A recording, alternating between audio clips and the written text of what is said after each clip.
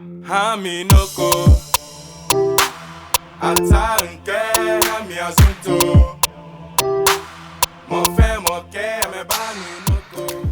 Hi guys, welcome to the third episode of Cobinoco. Guys, you always know we have your back. We're always thank you for so much. We always have to say this like every time we start because it's really amazing how people are indulging themselves in this. And today's episode is actually a very touching one. Yes. A fellow brother of ours decided to share his story and his experience with addiction and drugs, anxiety and depression and suicidal thoughts. All in one. All in one. Wow. All in one. That's amazing. Like, you really do not want to miss this episode. No, you have to watch this the is whole a special thing. Yeah, this is a special episode. Yes. He basically wants to put it out there and wants to create awareness. He has been struggling with it for a while now, and we wish him the best. Yes. In everything he does.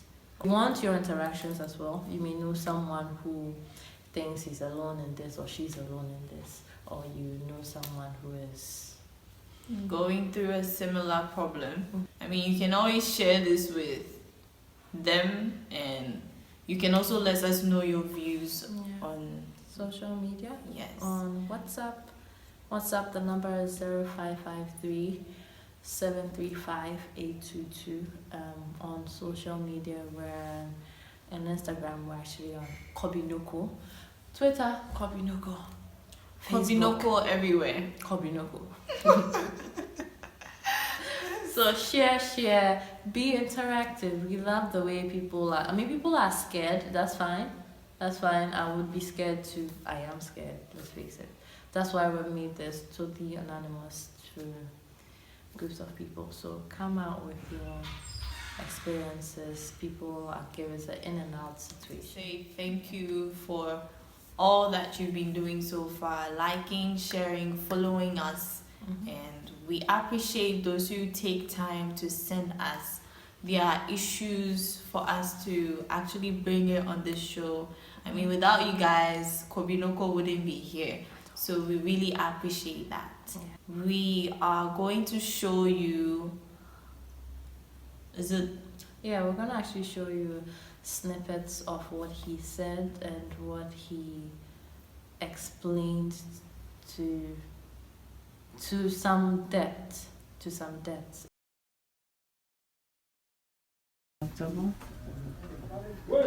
I'd like to talk about drugs and addiction and your personal experience with drugs and addiction.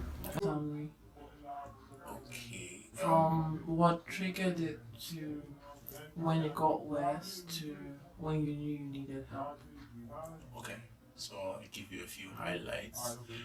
I think I was about 14 or 15 when I first discovered cigarettes. But then I think I was a little younger when I first discovered alcohol. My dad was in school in Russia for a while, so he came back with a lot of vodka. And well, daddy's drinking it, daddy's a cool guy, so I'm trying that. The influence. Exactly. I don't like to say it like that because it sounds like I'm blaming him, but that's actually what was. How it started. But then I didn't even like the taste of vodka. I was just like tasting it for tasting's sake. Then I got into high school and I had built a tolerance for alcohol over the years before high school. So when I got into high school and then people realized, yo, this guy can hold his liquor, and then people start giving you more. I remember I went to a party one time and there was a bottle of rum. I think it was straw. It's this blue rum. And there were three of us. Okay, two people found the bottle and were drinking the bottle. And they just started shouting, yo, where's me? So they got me in to drink that because they knew like I can hold the liquor and all that. Hey, and then I'm down. It got to your head. Yeah, exactly. So that's actually what got me liking alcohol. Then later on, I discovered I can talk to girls. I'm more comfortable on stage, all that, because I drink. And it never occurred to me to try and do it on my own. I always assumed that alcohol was made for those things. For me, it might work for a number of other people, but I don't think it's for me. Now I know that. Now you know. Okay. Then from there, I got into uni, and then I met my friends, my crazy friends. I think within the first week of uni, I had left school and I went to school in Kwasi, but I had left school and I was in Accra, and I could drink already. That was no problem. I got reintroduced to cigarettes, because I had been playing with cigarettes but I hadn't taken them seriously. That first night, I smoked about a pack and a half of cigarettes. And after that, I smoked at least 2 cigarettes every day till 2017. Wow. Yes, after that, 1 and a Wow. half pack.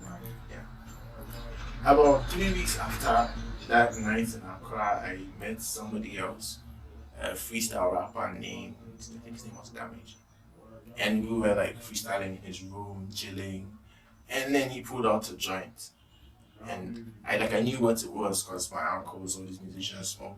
I didn't think it was for me, but then everybody was smoking. And I'm the bad guy, so if the guys who are not bad guys are smoking, I shouldn't be smoking. So peer pressure. Peer pressure. So then I started smoking. And I never really liked weed, but well, I was smoking it anyway.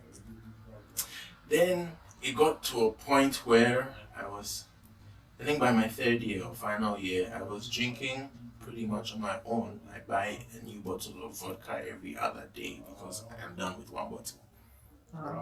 Yeah. And it got really bad. And then it got to a point where the alcohol and the weed were not doing anything for me. So I started experimenting with pills and a lot of other stuff. And then I got introduced to coke by my ex-girlfriend, my now ex-girlfriend. And well, I like coke because coke has a He said he likes coke. I do. Like, I know it's bad for me now, but I still like it. But then I also know that I like bad things, so I try not to do things I like to. So you're still going through the process of healing. Yes, I'm still trying really hard to keep myself away from things like that because it's difficult. Sometimes I meet people, I'm skipping parts of the story, but this part has to. Sometimes I meet people I used to smoke with, I used to sniff coke with, and they've lost everything they have. I met a friend of mine who got to the point where he put his dad's car up for collateral, so he can't go home. And he doesn't have any money, so he's kind of begging. And this is like a big man's child. It's not like this guy had 3 cars at his disposal while we were in uni. That's the level he's at. Today he's begging. And he's somebody I used to be with almost every day. So like And then the constant use, so you have to keep up and always buy. Yes. Let me go back to the story and then you see exactly what the constant use does to your money. I still had this studio from first year to somewhere in final year. But then I got to the point where I couldn't focus on making music. In fact, I don't think I actually focused on making music. It came too easy for me to care. And then it got to the point where I was doing too many drugs to be able to make the music. So I was just like chilling in the studio, rolling up, popping pills, sipping vodka, rum, or whatever I get. And well, everything got fucked up. So I had to leave the studio. But I had been making quite some good money in the studio.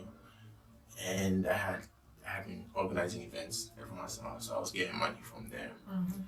So I left the studio and I quit school and I came to Accra and I started selling. My lawyer has said not to say this, but for Cobinoco, I'm risky. Hey.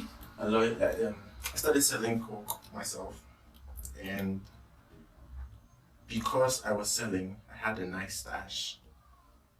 Always for yourself. Exactly. But then because I was using, You can't focus on selling. exactly, and then I got to a point where I buy a stash for selling, and I just use it.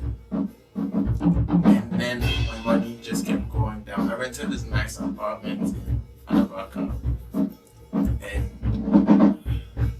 all I used to do was smoke and sniff and throw parties instead of working on something, instead of building something. It got to a point where I wake up and I can't talk to anybody if I haven't sniffed something. I can't think, I can't focus. I have like a migraine. There were a few days when I wake up and I have a migraine because the night before I didn't pop any pills, I didn't sniff anything.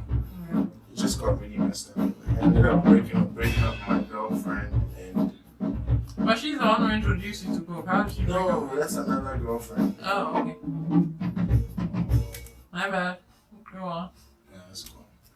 I ended up selling my car to buy coke, telling myself I wanted to sell the coke, but I ended up using coke.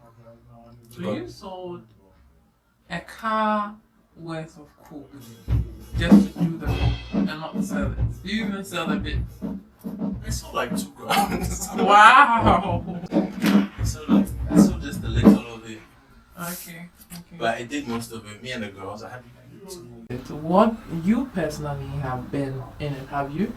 yes. You've been a victim Yes. and you're a survivor. I don't like that word. Okay, fine. What word fits? I don't know. I don't have that many words in my vocabulary, so I Okay. can't really. But You don't like survivor. Okay, you have overcome I like that. You have overcome sounds a little better. depression. How I wouldn't say I have overcome depression. I would say I have learned to deal with depression better. you've learned to deal with depression better? Okay, what can you give us off the top of your head, like one measure, 2 measures actually, not theoretical, but practical. My favorite thing to tell myself, I'm going to swear at my gosh. Sure, go on. Okay. My favorite thing to tell myself is fuck them. Mhm. Or don't watch any fucking movie. Just do you. Just exactly. So sometimes I'm disappointed by somebody, or somebody does something that I think they should have done just a little better.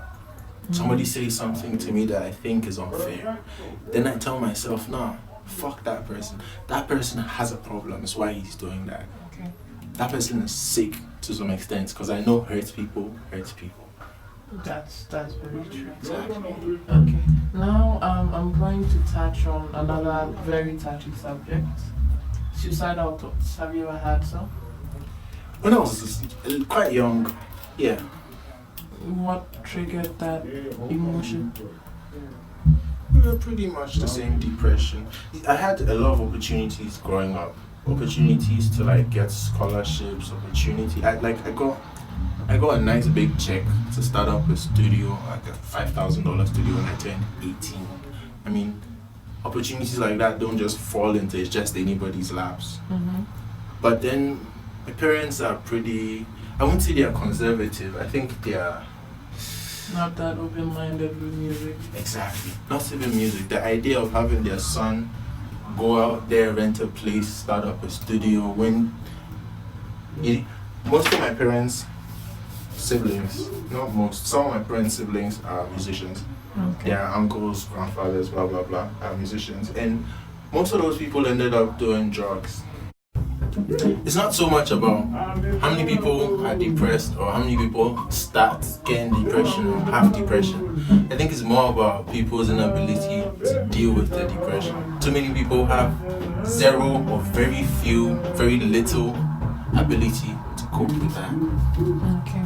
Yeah. So what do you suggest people do? You've met people, you've been on talks, you've actually helped a lot of people, let's be I've fair. tried. So what advice do you give to certain people around that? The first thing I tell people is to the beginning of how do you say stable mental health or good mental health, if I may say, is being able to deal with things, learning how to deal with things. For example, like, I've met a lot of people who don't understand why they keep using a certain substance or a certain drug, and they get frustrated because they don't understand it.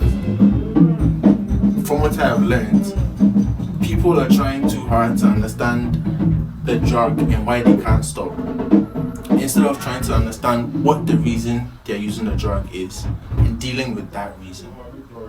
That's the sort of going to the root of the problem. Depression is not the problem.